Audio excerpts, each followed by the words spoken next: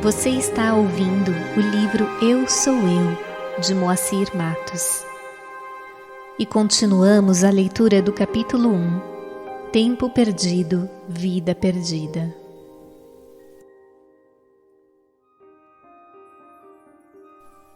Conjecturar, pois, sobre o tempo se torna um desafio, que demora tempo ou tempo nenhum.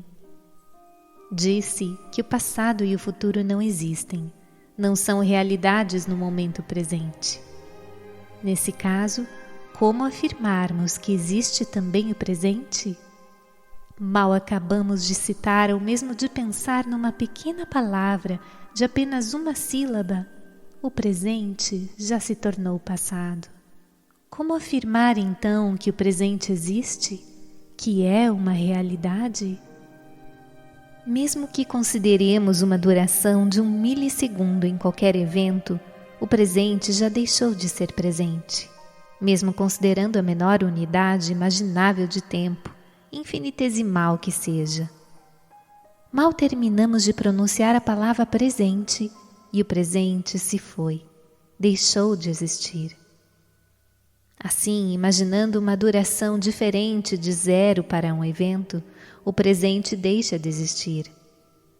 Olhando com olhos realmente de ver, não há como afirmar assim que o presente também possa existir neste mundo fenomênico, a não ser que pensemos num tempo zero ou uma sequência de tempo zero. E isso faz sentido? Ou seria cada instantâneo em nossa vida ou sucessão de instantâneos? Ou mesmo a diferença entre o futuro nascente e o passado recente no intervalo zero? Talvez uma palavra interessante para se relacionar com o presente seja instantaneidade. Instantaneidade de um evento, por exemplo. Então, apenas como elucubração, chegamos à ideia de que presente só faz sentido no intervalo de tempo nulo, no agora, a própria eternidade do espírito, do Atma. Podemos, sobre o assunto, nos reportar as palavras de Sai Baba conforme o seguinte diálogo com o Dr. John Hislop, segundo o livro Conversações com Satya Sai Baba.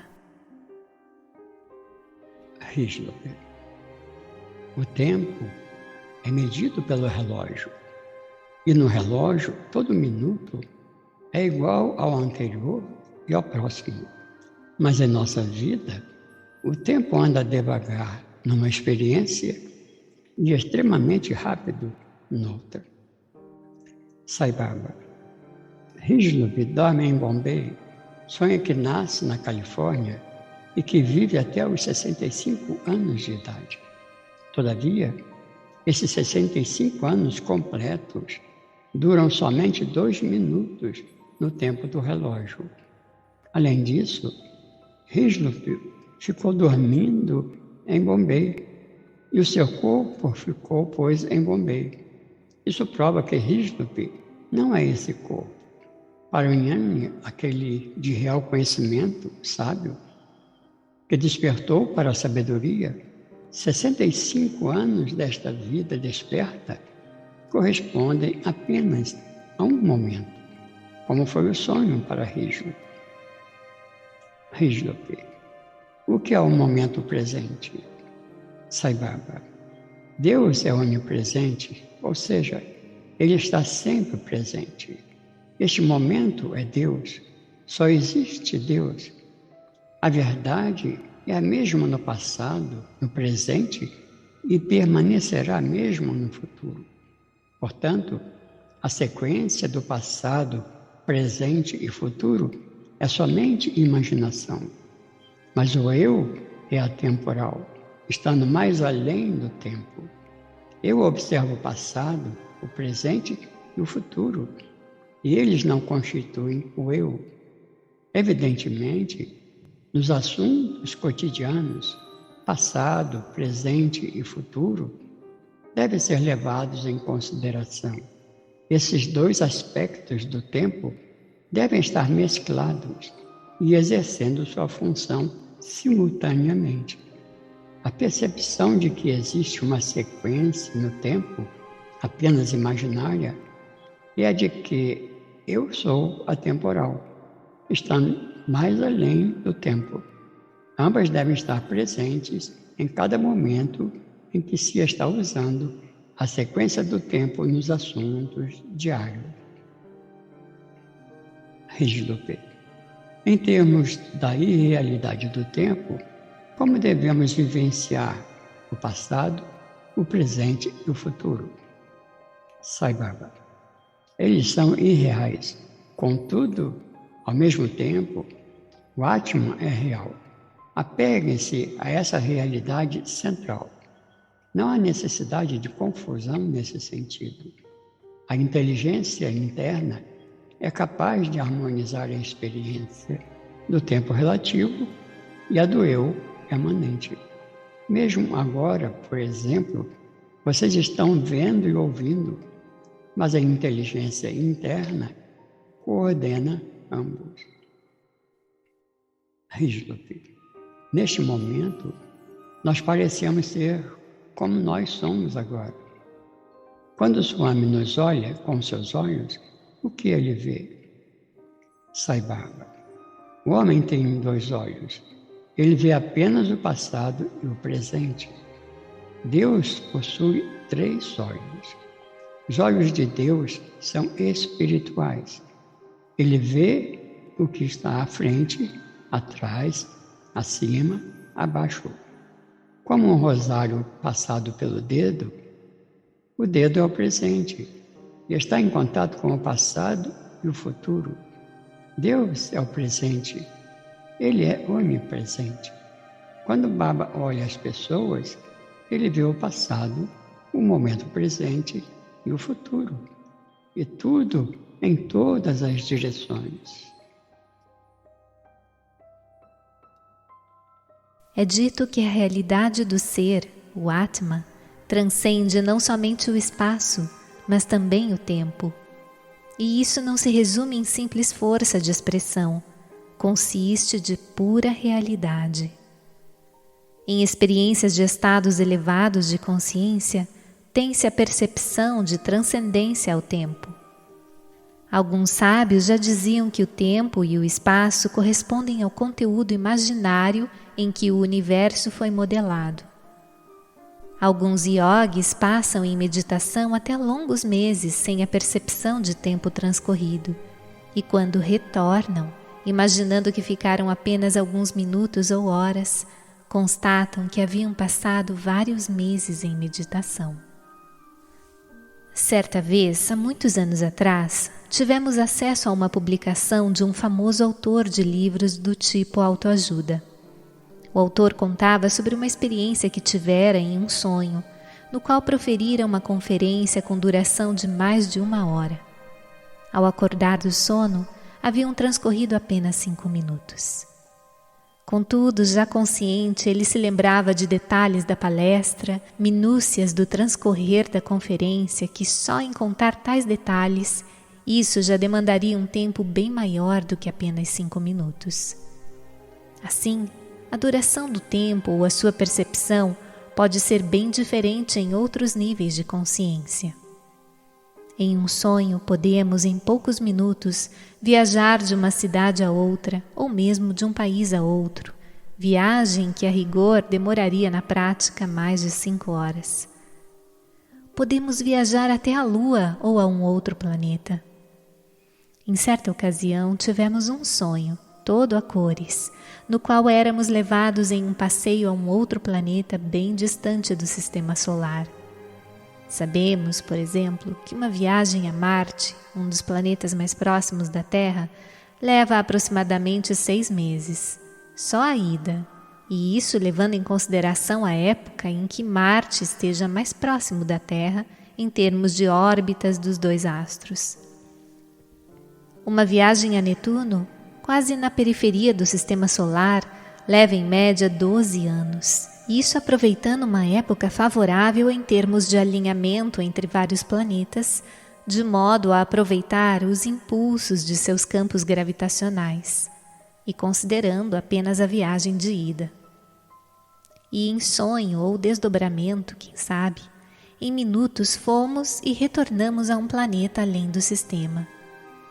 E o sonho era tão nítido e real que percebíamos os poros na pele do rosto de um residente do planeta, um ser semelhante a nós da Terra. E em outra ocasião, em meados da década de 70, tivemos uma experiência sui generis, demonstrando que o espírito, ou o Atma, não é afetado pela dimensão tempo, questão que mexe fundamentalmente, imaginamos, com os alicerces da ciência tradicional.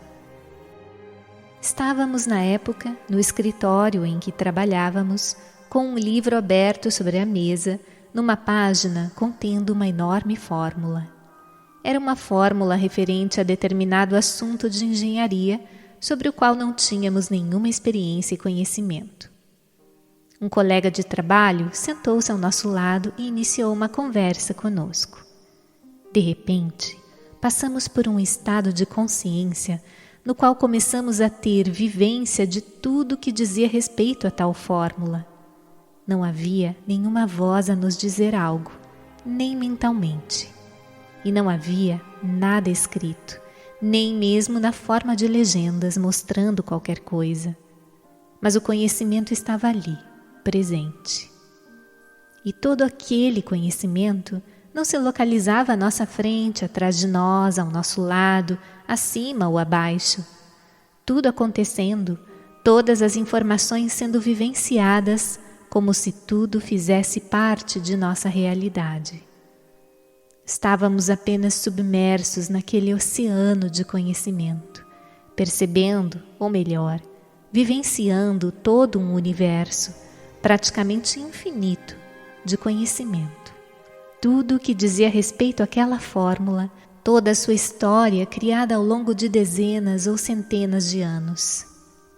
Fazíamos parte do conhecimento, imersos naquela verdade, e sendo até muito difícil qualquer analogia com algo de nosso conhecimento. Contudo, estávamos vivendo, naquele momento nulo, todo o conhecimento envolvendo o tema em questão. E todas as informações não apareciam segundo uma sequência de tempo, mas sim de um modo simultâneo, tudo aparecendo de uma só vez. Não havia duração de tempo. Vivíamos em um tempo zero, todo o universo de conhecimento sobre o assunto. E como explicar isso? E aos poucos fomos retornando, lentamente, à consciência normal e deixando escapulir toda a experiência vivida. E de volta, sem termos nada fixado em nossa memória consciente, percebemos o colega ainda sentado ao nosso lado, conversando conosco como se nada tivesse acontecido, sem perceber que havíamos passado por experiências tão profundas que demandariam, para narrá-las, duração de tempo imenso a julgar pelo quase infinito de informações que havíamos vivenciado na experiência. E a nossa percepção era de que havíamos passado por tudo em um tempo zero. Alguém pode conjecturar que talvez tivéssemos vivido um tempo muitíssimo curto, da ordem de milissegundos, microsegundos, nanosegundos ou picosegundos, mas nunca um tempo zero. Porém, a sensação, a experiência era mesmo a de um tempo nenhum, e o Atma não subordinado a tempo. E outro aspecto que essa experiência nos mostrou, que todo o conhecimento ou todos os conhecimentos que possamos imaginar como existentes no universo, toda a sabedoria jazem dentro de nós, requerendo apenas condições especiais para que tais estados de percepção aconteçam e toda essa sabedoria universal se aflore. Um mestre, por exemplo, consegue alcançar um estado semelhante apenas pela sua vontade e no momento de sua escolha, e fixando em sua memória consciente todo o conhecimento revelado. No nosso caso, a experiência ocorreu subitamente e sem que tivéssemos manifestado nenhuma intenção para tal, pelo menos conscientemente, e sem conseguir, no retorno, reter na memória nada da experiência vivida. E é como se alguém quisesse apenas nos mostrar as possibilidades infinitas que jazem na intimidade do ser, pelo menos num pequeno vislumbre.